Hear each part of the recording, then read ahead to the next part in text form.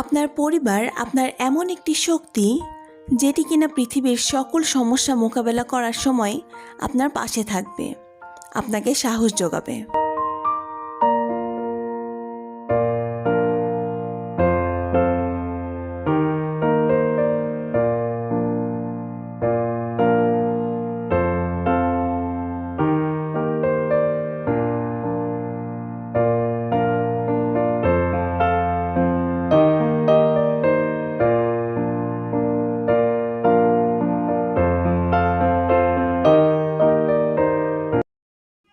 আসসালামু আলাইকুম।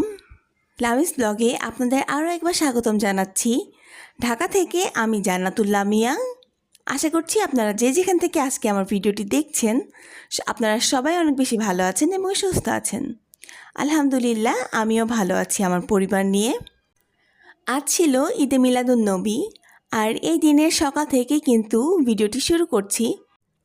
আমার বাসার ছোট সদস্যের কথা মাথায় রেখে আজকে ওর জন্যই একটু ভাবলাম এই নাস্তাটি আজকে বানিয়ে নিই। আর যেহেতু ছিল আজকে ছুটির দিন, আজকে সবাই বাসাতেই ছিল, তো আর উঠতেও যেহেতু একটু দেরি হয়ে গিয়েছে, খুব বেশি আর ঝামেলা করিনি। একদম যেটা আমি তাড়াতাড়ি করে বানিয়ে নিতে পারবো সেটাই বানিয়ে নিয়েছি। আর প্যানকেকটা আরহামের অনেক বেশি পছন্দের, এটা দেখা যাচ্ছে ও অনেক বেশি পছন্দ করে খায়। আসলে বাচ্চাদের যদি প্রতিনিয়তই একই খাবার দেয়া যায় তাহলে কিন্তু সেটা ওরা পছন্দ করে খায় না। আর আমি চেষ্টা করি যেন ও খুব পছন্দ করেও খায় আর সেই খাবারটির মধ্যে বেশ ও পুষ্টিও পায়। তো আজকে আমি এখানে প্যানকেকটা বানিয়ে নিয়েছি। আর এখানে যেমন ছিল ডিম, আর সেই ব্যাটারটি কিন্তু আমি করেছিলাম একদম পুরোটাই দুধ দিয়ে। তো এই ক্ষেত্রে কিন্তু দুধটাও খাওয়া হয়ে যাচ্ছে, আবার ডিমটাও খাওয়া হয়ে যাচ্ছে। তবে ডিমটা খাওয়াতে ও আমাকে একদম জ্বালাতন করে না। ডিম ওর একদম ফেভারিট একটি খাবারের মধ্যে পড়ে, তো ও প্রতিদিনই একটা হলেও ডিমটা খেয়ে নেয়। কিন্তু দুধটা কেন যেন ও একদমই খেতে চায় না। ওকে যদি গ্লাসে করে একটু দেওয়া যায় ও কখনোই খাবে না। তো এই জন্য আসলে আমাকে একটু ট্রিক্স খাটিয়ে এইসব কাজগুলো করতে হয়। আর আমি যখন ডক্টরকে জিজ্ঞেস করেছিলাম যে ওকে তো আমি কোনোভাবেই দুধটা খাওয়াতে পারছি না, কিন্তু ওকে তো আসলে দুধটা তো খাওয়ানোর দরকার, কারণ দুধে তো ক্যালসিয়াম থাকে। তো ও যদি দুধটা না খায় তাহলে ওর হাড়ের শক্তিটা পাবে কোথা থেকে। তো তখন ডক্টর আমার উপরে এক প্রকার রেগেই গেল বলা যায়। তো তিনি আমাকে বললেন যে একদম দুধটাই খেতে হবে, এর কোনো মানে নেই। দুধের তৈরি আপনি যে কোনো জিনিস ওকে তৈরি করে খাওয়াবেন, এটাই হবে। আর তবে মাশাল্লাহ আমার ছেলেটা দুধটা খায় না ঠিকই, কিন্তু দুধের তৈরি সকল মিষ্টি জিনিসই কিন্তু খেয়ে থাকে। যেমন সেমাইটা খায়, পুডিংটা খায়, আর এরকম কেক টেকগুলো তো খেয়েই থাকে। তো এই জন্য খুব একটা চাপ নেই না। ছেলের কথা তো সব সময়ই মাথায় থাকে, আর ওর চিন্তাতেই তো ঘুম হয় না। তো ছেলেকে বাদ দিয়ে এখন কিন্তু বসে পড়েছি নিজেকে নিয়ে। নিজেকে নিয়ে যদি একটু ব্যস্ত থাকেন তাহলে দেখবেন যে মনটা কতটা শান্তি লাগে। সবাইকে যদি আপনি ভালো রাখতে চান তাহলে কিন্তু নিজেকে সময় দেওয়া একদম অনেক বেশি জরুরি। এই যে আমি যে 5 মিনিট একটু শান্তি করে চাটি খেয়ে নিচ্ছি, এর মধ্যেও কিন্তু আমার অনেক বেশি শান্তি লাগছে।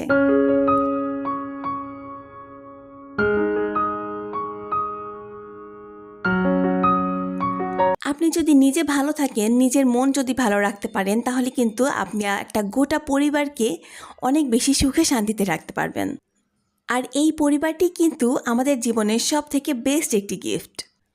মহান খোদা তাআলার সব থেকে বড় একটি উপহারের মধ্যে আমার মনে হয় যে সেটি আমার পরিবার।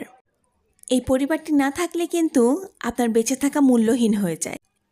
আর এই পরিবারটি হচ্ছে এমন একটি শক্তি যেটি পৃথিবীর সকল শক্তির থেকেও অনেক বেশি শক্তিশালী, যা পৃথিবীর সকল সমস্যা সমাধানের জন্য বা মোকাবেলার জন্য আপনার সামনে ঢাল হয়ে দাঁড়াবে। তাই আমার মনে হয় আমরা পৃথিবীতে যতই ব্যস্ত থাকি না কেন, আমাদের অনেক কাজে আমরা ব্যস্ত থাকতে পারি, ব্যস্ততার মধ্যেও কিন্তু আমাদের উচিত আমাদের পরিবারকে সময় দেওয়া। আর এতে করে পরিবারের যে বন্ডিংটা হয় এটি কিন্তু অসাধারণ হয়।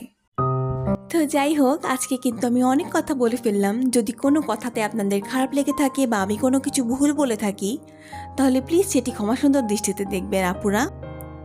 আর ভিডিওর এই পর্যায়ে এসে আমি আমার আপু ভাইয়া এবং আন্টিদের কাছে একটি রিকোয়েস্ট করে নিচ্ছি, যদি আমার ভিডিওটি কোথাও একটি অংশও আপনার কাছে ভালো লেগে থাকে তাহলে প্লিজ আমার ভিডিওটিতে একটি লাইক দিয়ে যাবেন। আর যদি খুব বেশি ভালো লেগে থাকে তাহলে প্লিজ আমার চ্যানেলটি সাবস্ক্রাইব করে আমার পাশে থাকতে পারেন। আর যারা এই কাজটি করে নিয়েছেন তাদেরকে জানাই অসংখ্য ধন্যবাদ, এবং যারা করেননি আশা করছি করে নেবেন। আপনারা যদি এরকম লাইফস্টাইল ভিডিও দেখতে পছন্দ করেন তাহলে চাইলেই আমার চ্যানেলটি ভিজিট করে আসতে পারেন। সেখানে এরকম কিছু ভিডিও রয়েছে, আপনি দেখলে হয়তো বা আপনার ভালো লাগতে পারে। আজ এত বেশি কথা বলছি যে সাংসারিক কোনো কথা কিন্তু বলাই হচ্ছে না। আমি কিন্তু ওদিকে মুরগির মাংসটা বসিয়ে দিয়েছি, এদিক থেকে আমি ডালটি বাগার দিয়ে নিয়েছি আর কিছু মাছ রান্না করব, এই জন্য মাছটি একটু ভেজে নিচ্ছি। আর দেখুন মাছের কি অবস্থা।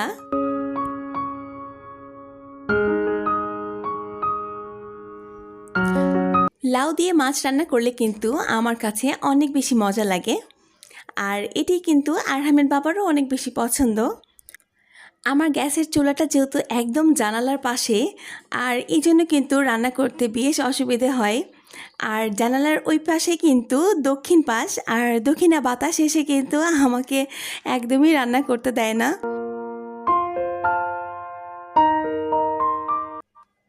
তো এই যে এখন কিন্তু রান্নাবান্না সব কমপ্লিট, তারপর আমরা গোসল নামাজ সব কমপ্লিট করে এখন আমি টেবিলে খাবারগুলো দিয়ে দিচ্ছি।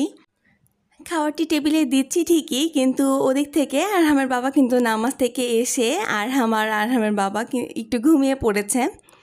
এমনি একটু দেখি যে শুয়েছিল, তারপর কিছুক্ষণ পর গিয়ে দেখি যে ঘুমিয়ে পড়েছে। তো এই যে আমি কিন্তু আজকে খুব বেশি একটু রান্না করিনি, শুধু একটু মাছ রান্না করেছি। আর এখানে ছিল দেশি মুরগি আলু দিয়ে ঝোল। আসলে দেশি মুরগিটা আমার কাছে একটু ঝোলঝোলই ভালো লাগে, সেটা আবার আলু দিয়ে। আর এখানে পাতলা ডাল করে নিয়েছি। তো তার কিছুক্ষণ পর আরহামের বাবা উঠেছিল, আর আমি ওকে ডাকিনি, যেহেতু একটা দিনই সময় পাই এই জন্য খুব বেশি আর ডাকাডাকি করিনি। ও নিজে থেকেই পরে উঠেছিল, তো ওর জন্যই খাওয়াটি বেড়ে নিচ্ছি এখন। আর আরহাম উঠলে তখন তারপর আমরা সবাই মিলে আবার খেয়ে নেব।